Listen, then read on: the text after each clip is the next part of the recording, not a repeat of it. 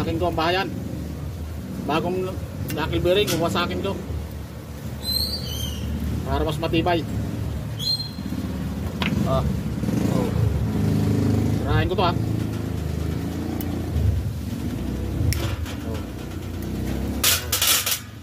Sira na. Wala na siyang bearing. Tapos yung luma, itong luma niya, kukunin natin yung mga stick bearing niya. Yan.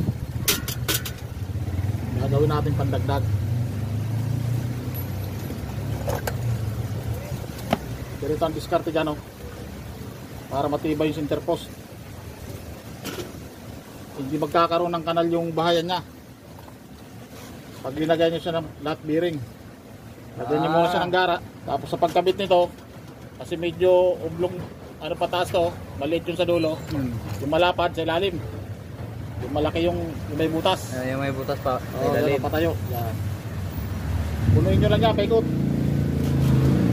Parang ice cream ba? Sa taas yung tulis. Yan. Ayan, puno na. Puno na ng stick bearing. Pag puno na, tatanggalin mo siya ng isa. Para may play. Tatanggalin mo lang isang piraso. Yan, tanggalin mo lang isang piraso. Tapos i-arrange muli. Yan. Magkakaroon ng play yan. Ha?